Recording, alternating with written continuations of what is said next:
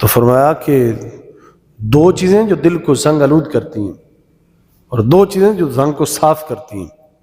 فرمایا ایک غفلت، نمبر دو گناہ.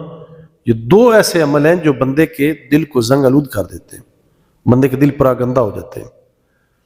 بندوں کے دل جو ہیں وہ سیاہی سے میلے کچیلے ہو کے نا پراگندے ہو جاتے ہیں. اور دو چیزیں ایسی ہیں، نمبر ایک استغفار، نمبر دو اللہ کریم کا ذکر. جب یہ دو چیزیں آتی ہیں تو یہ دل کو صاف اور شفاف کر دیتی ہیں. اور اگلے مقام پہ نبی کریم رؤوف الرحیم صلی اللہ علیہ وسلم نے ارشاد فرمایا کہ جب بندہ گناہ کرتا ہے تو بندے کے دل کے اوپر ایک سیاہی لگ جاتی ہے، ایک دھبا لگ جاتا ہے، سیاہ رنگ کا دھبا. اگر بندہ توبہ کر لے اور واپس آ جائے تو اس نقطے کو، اس تل کو صاف کر دیا جاتا ہے. اور اگر بندہ توبہ نہ کرے اور اس گناہ سے پھر آگے بڑھتا چلا جائے تو وہ سیاہی بندے کے پورے دل کو گھیر لیتی ہے اور پھر بندے کو توبہ کی توفیق بھی نہیں ملتی.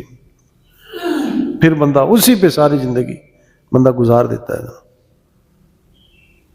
تو اس لیے غفلت سے بچیں، سستی سے بچیں. اور صحیح ہے کی حدیث پاک ہے، نبی کریم رؤوف الرحیم صلی اللہ علیہ وسلم نے ارشاد فرمایا کہ اللہ جل شانہ بندے کے گمان کے پاس ہوتا ہے. اللہ کریم اپنے بندے کے ظن کے ساتھ، گمان کے ساتھ ہے. اللہ کریم اپنے علم کے ذریعے بندے کے قریب ہوتا ہے.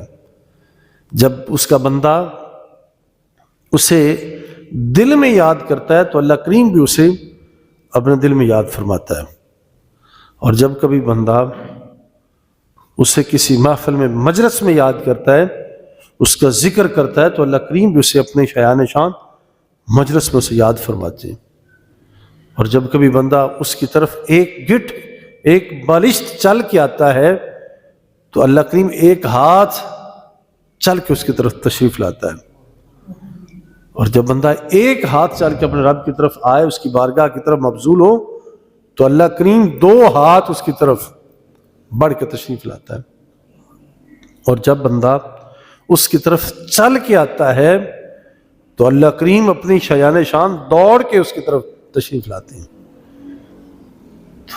مالک بندے کے ظن کے ساتھ ہے نا.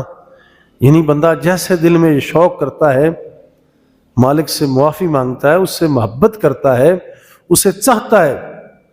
جب بندہ اسے چاہتا ہے اور بندے کے دل کے اندر یہ شوق انگڑائیاں لیتا ہے